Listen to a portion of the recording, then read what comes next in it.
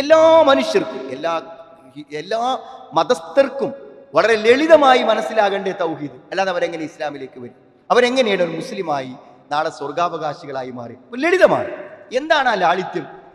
അല്ലാഹുവല്ലാത്ത മറ്റൊരാൾക്കും നമ്മൾ ദൈവീകത കൽപ്പിക്കണം. എന്താ ഈ ദൈവീകത കൽപ്പിക്കാൻ പറഞ്ഞു? നമ്മൾ ഈ പ്രപഞ്ചത്തിൽ പലതിനെയും നമ്മൾ ആശ്രയിക്കുന്നു, പലതിൽ നിന്നും നമ്മൾ സഹായമെടുക്കുന്നു, പലരും നമ്മളെ സഹായിക്കുന്നു. പക്ഷേ അവർക്കെല്ലാം നമ്മളെ സഹായിക്കാൻ പറ്റുന്നത് അവർക്കുള്ള സൃഷ്ടിപരമായ കഴിവുകളിൽ നിന്നുകൊണ്ട് മാത്രമേ പറ്റൂ. അതിന് കാരണങ്ങളുണ്ട്. ഒരു ഡോക്ടർ നമ്മളെ ചികിത്സിക്കുമെന്ന് പറഞ്ഞാൽ അയാൾ എങ്ങനെ ചികിത്സിക്കും?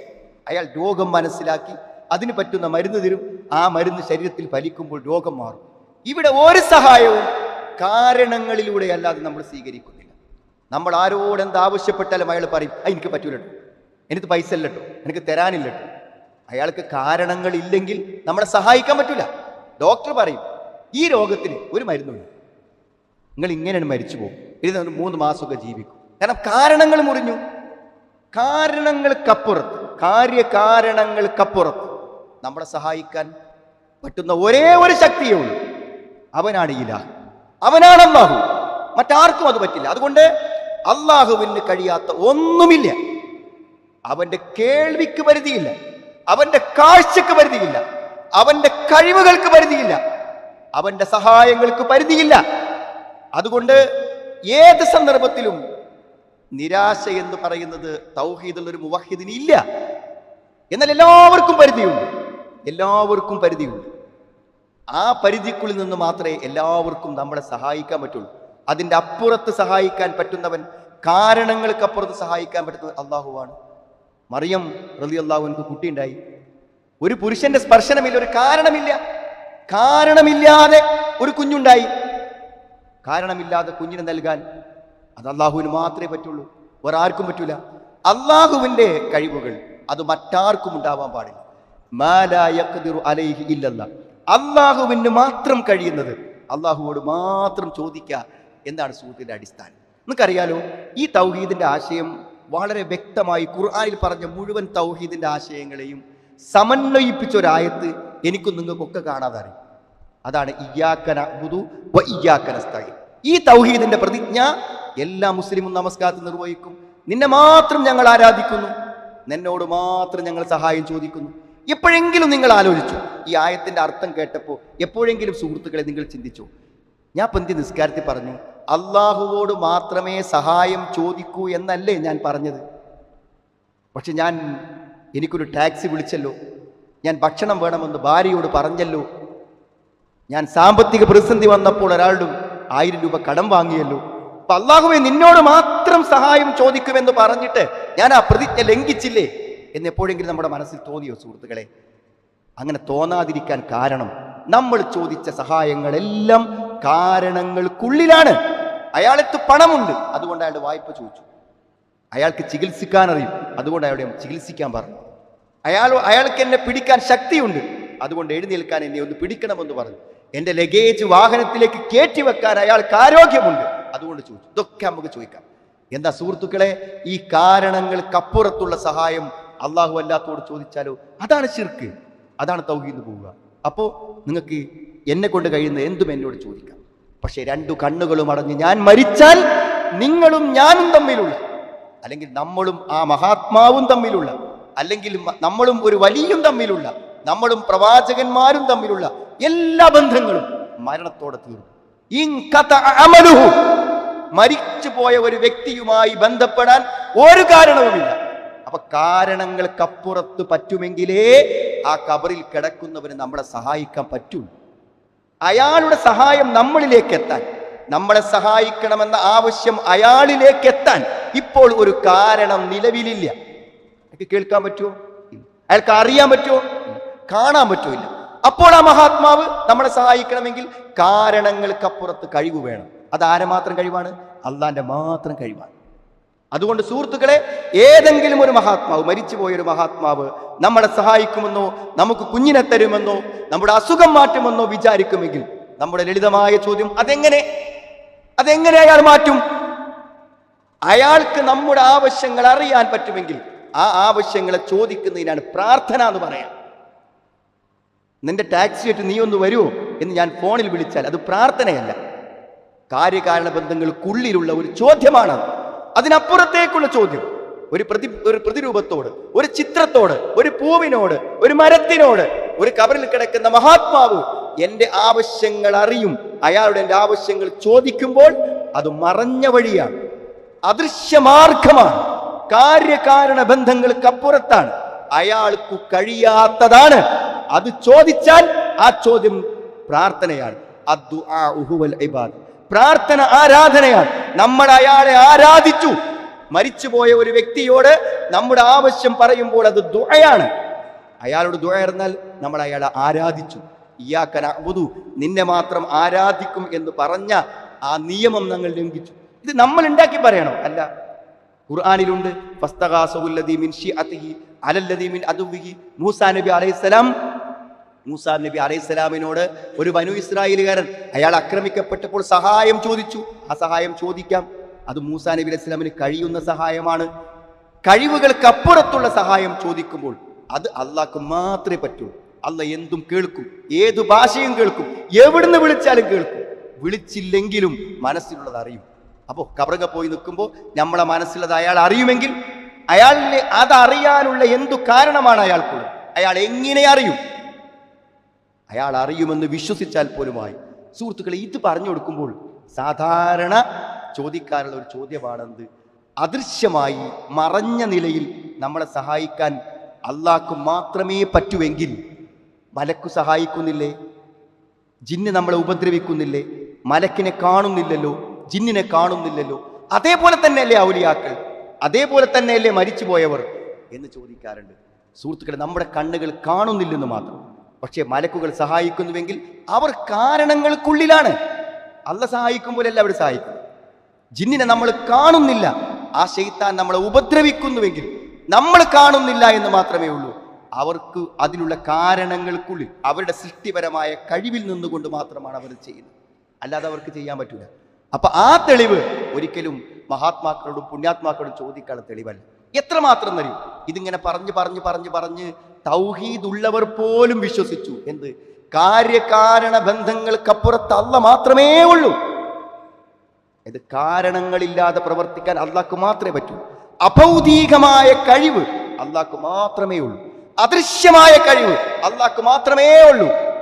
അത് ജിന്നിനുണ്ടെന്നാരെങ്കിലും പറഞ്ഞാൽ, മലക്കിനുണ്ടെന്നാരെങ്കിലും പറഞ്ഞാൽ, മഹാത്മാക്കൾക്കുണ്ടെന്നാരെങ്കിലും പറഞ്ഞാൽ പിന്നെ വിളിക്കണ്ട.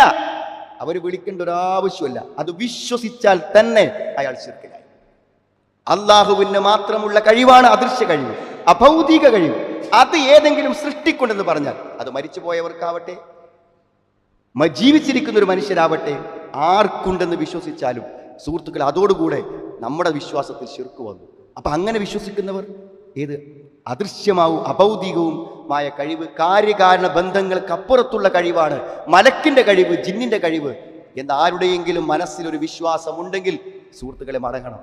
അത് അള്ളാഹ്ക്ക് മാത്രമേ ഉള്ളൂ. അതുകൊണ്ട് ആര് നമ്മളോട് ചോദിച്ചാലും നമ്മൾ പറയുന്ന ഒരു ഉത്തരാണ്, കാര്യകാരണ ബന്ധങ്ങൾക്കപ്പുറത്ത് ആരുള്ളൂ? അള്ള മാത്രമേ ഉള്ളൂ. അഭൗതികമായ കഴിവ് അള്ളാഹ്ക്ക് മാത്രമേ ഉള്ളൂ. അദൃശ്യമായ കഴിവ് അള്ളാഹ്ക്ക് മാത്രമേ ഉള്ളൂ. അള്ളാഹുവിന് മാത്രമുള്ള കഴിവാകട്ടെ മറ്റൊരാൾക്കുമില്ല എന്നതാണ് അടിസ്ഥാനം. അതുകൊണ്ടാണ് അള്ളാഹ് പറഞ്ഞത്, വഖാല റബ്ബുക്കും ഉദ്ഉനി, നിങ്ങൾ എന്നെ വിളിക്കും. അദൃശ്യമായ വഴിയിൽ ഒരു സഹായാർത്ഥന അള്ളാഹിനോട് മാത്രമേ ചോദിക്കാൻ പറ്റൂ. ഇൻ തദ്ഉഹും ലാ യസ്മഉ ദുആഅക്കും. അദൃശ്യമായ മാർഗത്തിലൂടെ ഒരു വിളി കേൾക്കാൻ, മറഞ്ഞ വഴിയിലൂടെ ഒരു ചോദ്യം നേരിടാൻ അല്ലാഹുവല്ലാത്ത ഒരാൾക്കും പറ്റൂല. അങ്ങനെ ആരോടെങ്കിലും ചോദിച്ചാൽ, ഇൻ തദ്ഉഹും, അവരോട് നിങ്ങൾ പ്രാർത്ഥിച്ചാൽ, ലാ യസ്മഉ ദുആഅക്കും, നിങ്ങളെ പ്രാർത്ഥന അവർ കേൾക്കൂല, ആർക്കും കേൾക്കാൻ കഴിയില്ല.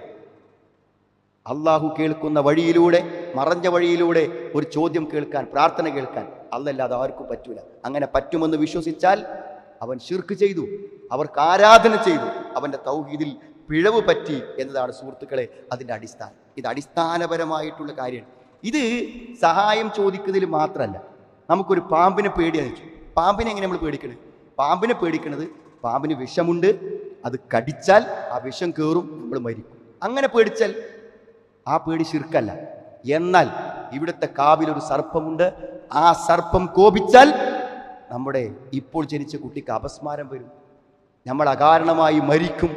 നമ്മുടെ വീടിൽ മുഴുവൻ ദുരിതമിറങ്ങുമെന്ന് വിശ്വസിച്ചാൽ ആ പേടി അദൃശ്യമായ പേടി, അഭൗതികമായ പേടി, മറഞ്ഞ നിലക്കുള്ള ഭയം, ആ ഭയം ശിർക്കാണ്. അങ്ങനെ ഭയപ്പെടാൻ അള്ളാനെ മാത്രമേ പറ്റൂ. അങ്ങനെ ഭയപ്പെടാൻ അള്ളാനെ മാത്രമേ പറ്റുള്ളൂ. മറഞ്ഞ നിലക്ക് ഗുണവും ദോഷവും വരുത്താൻ അള്ളാഹ്ക്ക് മാത്രമേ പറ്റുള്ളൂ. അത് നമ്മളൊരു മരത്തെ പേടിച്ചാലും, ഒരു കയറിനെ പേടിച്ചാലും, ഒരു ജീവിയെ പേടിച്ചാലും അതിന് പറ്റുന്നതിനപ്പുറത്തേക്ക് ഒരു പാമ്പിന് എന്ത് കഴിയും? നമ്മളെ കടിക്കാൻ കഴിയും, വിഷം കയറാൻ കഴിയും. അതിനപ്പുറത്തേക്കുള്ളൊരു ഭയം, അതിനെ ഭയപ്പെടുമ്പോൾ അത് അദൃശ്യമായ ഭയമാണ്. സ്നേഹത്തിലുമുണ്ട് അങ്ങനെ. കാരണങ്ങൾക്കുള്ളിൽ നമുക്ക് സ്നേഹിക്കാം. കാരണത്തിൻ്റെ അപ്പുറത്തേക്കുള്ള സ്നേഹം വരുമ്പോൾ അത് അക്സാവായത്തിൽ അങ്ങേയറ്റത്തെ താഴ്മ, അങ്ങേയറ്റത്തെ വിനയം, അങ്ങേയറ്റത്തെ കീഴ്പ്പെടൽ, അതൊക്കെ എന്ത് ചെയ്യും? ശിർക്കിൻ്റെ പരിധിയിൽ വരുമെന്നാണ്. അപ്പം എങ്ങനെ മനസ്സിലാക്കും നമ്മളിത് സുഹൃത്തുക്കളെ? ഇത് മറഞ്ഞ വഴിയും ഇതെങ്ങനെ മനസ്സിലാക്കും? ഒന്നുമില്ല. നമ്മൾ ഈ സഹായം ചോദിക്കുന്നവരൊക്കെ ജീവനുള്ളവരല്ലേ? അവർക്ക് ജീവനുണ്ട്. അതൊരു കാരണമാണ്.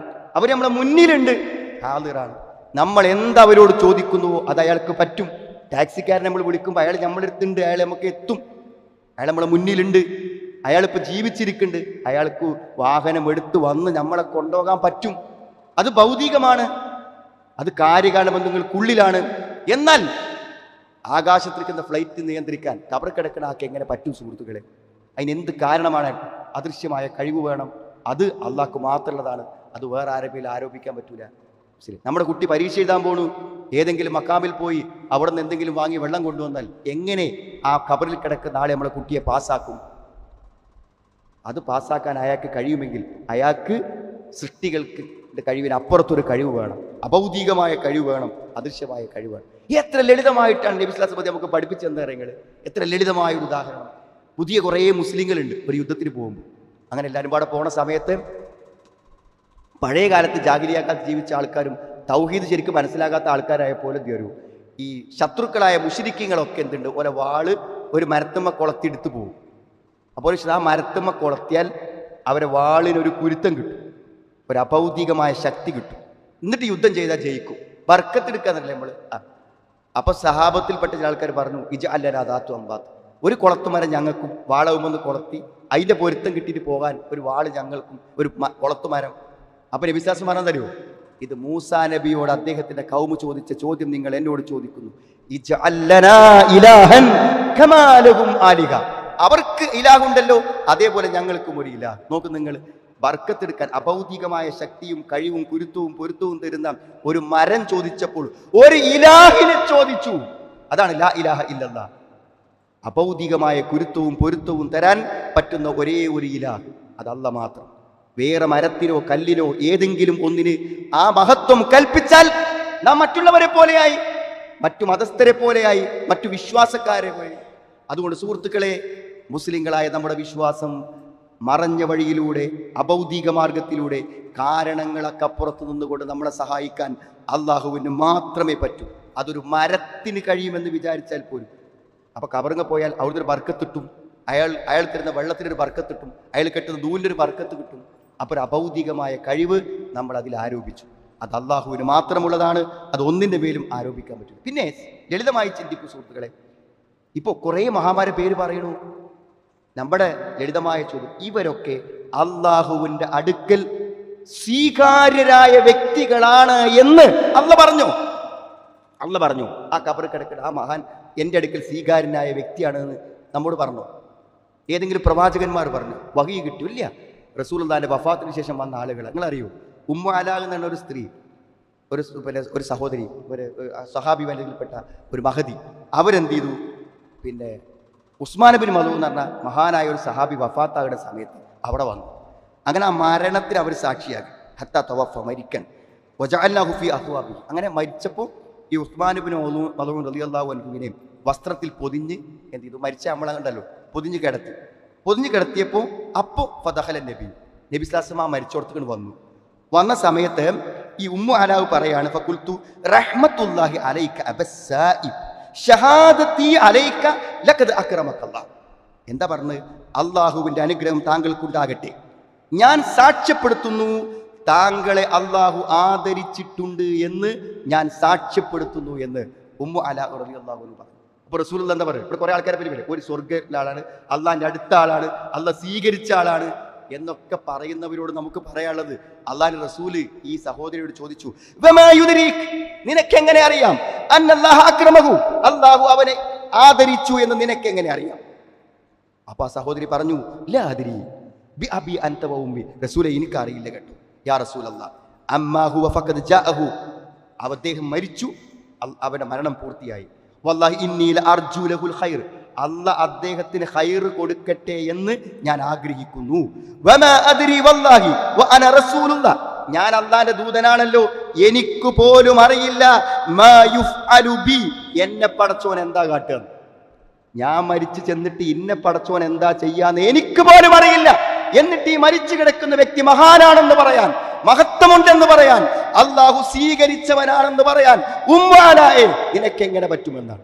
സുഹൃത്തുക്കളെ, എത്ര പ്രസക്തമായ ചോദ്യമാണ്. ഇവരൊക്കെ മഹാന്മാരാണ് എന്നതിന് നമുക്ക് എന്താണ് തെളിവ്? നാം ഗൗരവത്തോടെ ആലോചിക്കണം. അതുകൊണ്ട് ശിർക്ക് ആർക്കും വരും, ആർക്കും ശിർക്ക് വരും. അഭൗതികമായ കഴിവ് അല്ലാത്ത ഏതെങ്കിലും വസ്തുവിനോ വെള്ളത്തിനോ മരത്തിനോ കല്ലിനോ എന്തിന് പ്രതീക്ഷിച്ചാലും ശിർക്ക് വരും.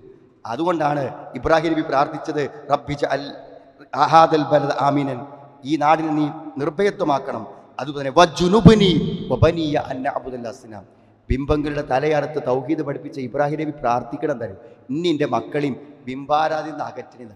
സുഹൃത്തുക്കളെ, ശിർക്ക് മനസ്സിലുണ്ടായിക്കൊണ്ടാണ് ഭൂരിപക്ഷം ആളുകളും വിശ്വസിച്ചത്. വമാ യുഅ്മിനു അക്സറുഹും ബില്ലാഹി ഇല്ലാ വഹും മുശ്രികൂൻ. അതുകൊണ്ട് ശിർക്ക് വരുന്നതിന് നമ്മൾ ഭയപ്പെടണം. അഭൗതികമായ കഴിവ്, അദൃശ്യമായ കഴിവ് അള്ളാഹുവിന് മാത്രമാണെന്ന് പറയണം.